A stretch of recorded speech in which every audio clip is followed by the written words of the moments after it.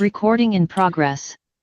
Household consumption had been modest, yet at the same time, it had been positive in real terms. Real terms meaning here growth of household consumption adjusted for inflation.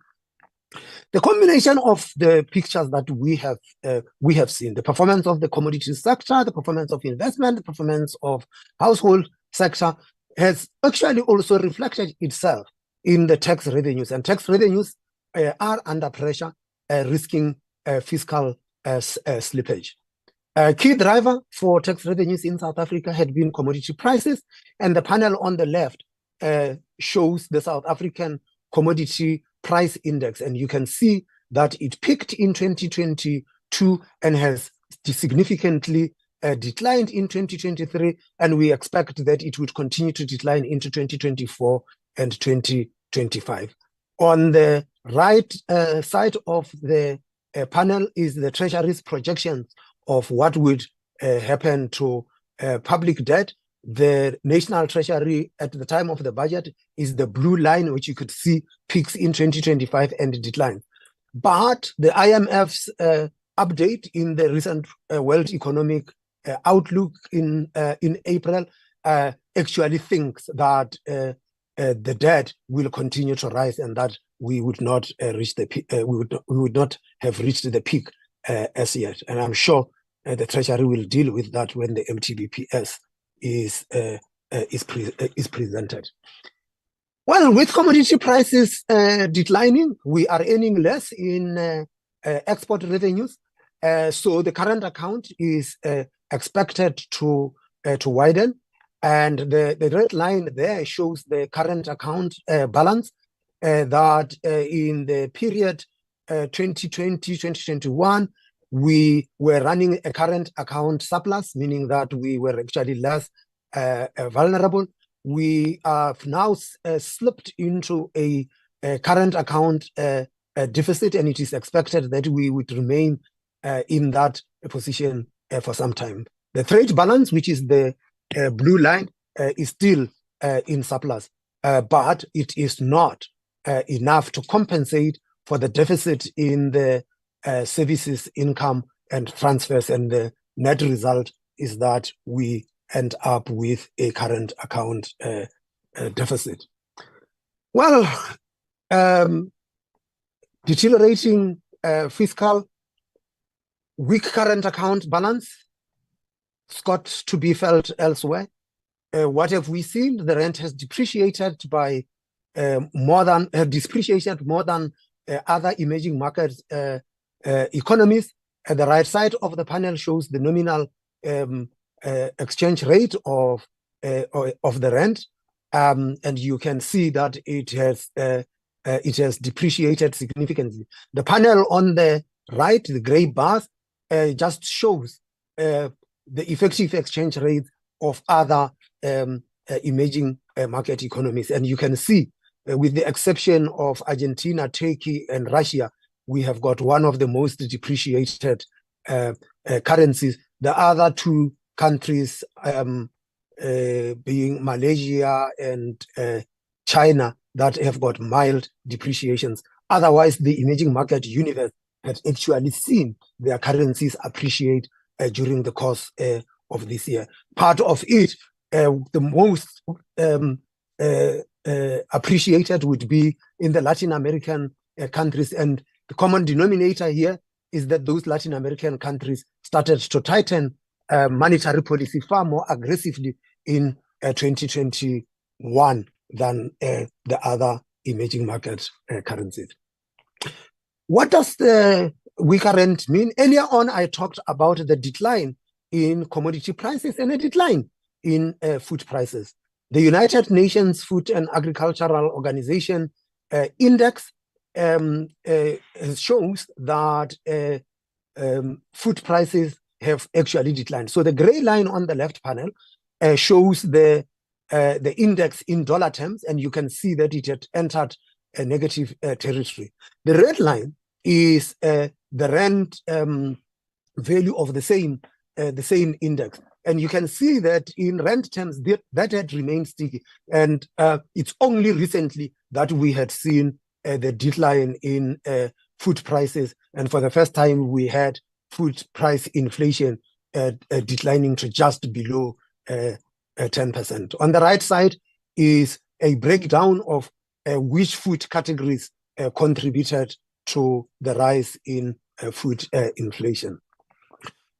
Well, it's not just about food, it's also about fuel that drives the economy. But fuel prices are expected to stabilize. And on the left side is the performance of the Brent crude oil in US dollars per barrel. And we expect into 2024 that it would decline and remain stable. There are a lot of assumptions that go into that. And on the right side of the panel is the petrol price.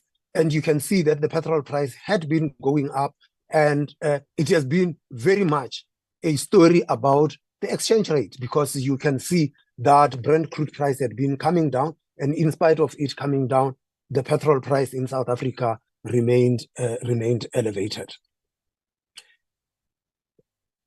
Well, there is the view that, well, you have got inflation, that inflation has been driven by food and fuel.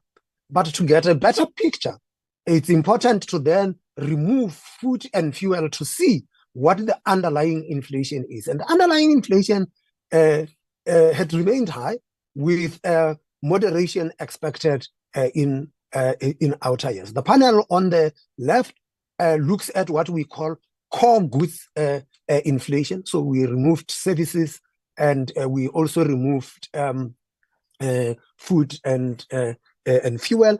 And you can see that core goods inflation had remained elevated. On the right side is what we call overall core inflation, which is headline inflation adjusted for food and for fuel. And that is in the gray line, and it had since declined to 4.7 in line with overall CPI. But when we look at those core goods, you could see that core goods remained elevated and is around 6% per annum. Another picture that is worrying had been that administered prices have been sticky, and this complicates the disinflation process. The issue about administered prices becomes important because these are prices that are either set by government or set by government entities or through a regulation. And you can see that for 2022, water prices had been rising, and the bars that you have there, the yellow bars, reflect the change in water prices in 2021. The green one is 2022. You can see it going up, and then in 2023 it accelerated further. Although we expect it to come down in 2024 and 2025, it is still outside of the inflation target range. Same ditto for electricity. We had also seen that. Education remains sort of like contained. It is within the target, but you can see it too is expected to accelerate over the next 2 years. Of course, that with inflation at this level, there are rising inflation expectations by the price setters, and these rising inflation expectations risk embedding higher for longer inflation. And it is in that respect that the central bank have to deal with the change in expectations. The red line there is the chart there reflects what we have seen in different years for 2 years ahead of for inflation, and it reflects the expectations of businesses, of market analysts, and of trade unions. And the purple bar is the performance of the actual inflation. So actual inflation is at 4.7%, but the price setters seem to be thinking that over the next 2 years, inflation would remain elevated. The point here is that inflation expectations in South Africa tend to be adaptive, meaning that they adjust their expectations based on what the most recent outcomes in inflation had been, and that have got to be sustained. So we have got to sustain lower inflation for longer in order to bring those expectations down. Where we stand as the bank, we expect that inflation will return to the midpoint over the medium term. The most current reading is 4.7%, but there is no room for complacency. Inflation by far has been the highest for South Africa's most vulnerable. What this panel shows here is we use Statistics South Africa data, and according to this data, if you break the income earnings into deciles, 10, 10, 10, 10, you then could see that the poorest deciles are experiencing high inflation. Their inflation is way above target. Actually, inflation is the red bar is at 4.7%, and you can see that the higher income earners, which is to the right of that panel, are experiencing inflation that is lower than overall inflation. And I think for us, the thing that we watch is the shaded gray line in the middle between decile 5 and decile 6. Those are the pensioners, and you can see pensioners are experiencing inflation of some 5.3%, whilst the actual inflation is 4.7%. Put simply, the most vulnerable suffer the consequences of inflation more than the well-to-do ones, and they do not have the means to protect themselves against inflation. Policy had to respond, and policy had tightened, but although policy had tightened, it remains below the long-term trends. On the left side, it shows you the performance of the repo. The important point here to note is that whilst you have policy tightening, every peak has been lower than the previous peaks, which means that the inflation fighting credentials of the country had actually improved, that we do not need as aggressive monetary policy to bring down inflation as we needed in the past. So in 2002, to cap inflation, the policy rate had to rise to close to 14%. In 2008, it had to rise close to 12%. Yet now we've only gone up to 8.25%, and we hope that the steps that we had taken and the timing of those steps should be able to contain inflation. On the right side of the panel, we show what that repo rate means when we adjust it for inflation. So let's just take the most recent reading of 4.7. So if you look at inflation now, the repo rate at 8.25, if you deduct the 4.7 from that, you'll say in real terms we are about 3.5% also. But if you were to use what the price setters are expecting, which is the slide I've dealt with earlier on, you will get a different picture. It would mean that the repo rate in real terms is actually lower. On the right side there, the gray line reflects what we call the neutral rate. The neutral rate is the rate at which monetary policy is neither stimulatory nor contractionary. And you can see that we had been very expansionary throughout 2020 and 2021 and 2022, and we have only recently just marginally became restrictive.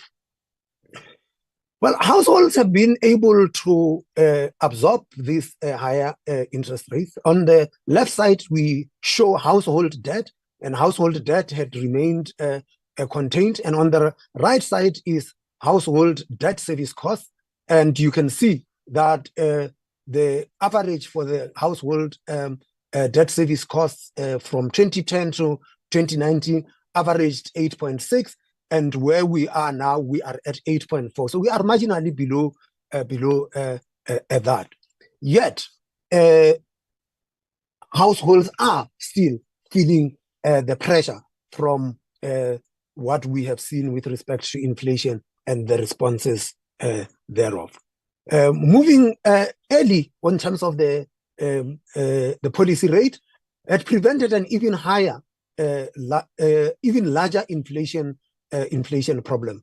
And on the left side is headline inflation of emerging markets, the median and the performance of South Africa. We are outperforming the median. And on the right side shows South Africa's inflation and the global ranking thereof. Earlier on, I talked about the risks to the fiscal outlook. The lowering of fiscal risk would help to bring down long-term interest rates. The left side of the panel shows you what the emerging market bond index. It is the gray line. The emerging market bond index is priced against the US Treasury market.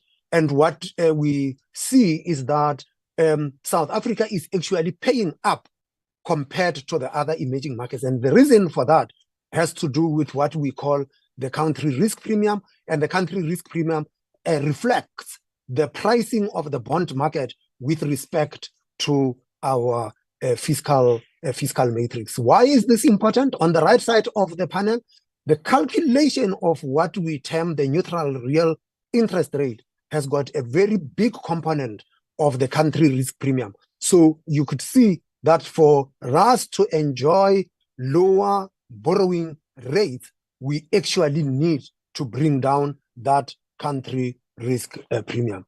That's to round off the story on the economy side. The economy is showing signs of resilience, but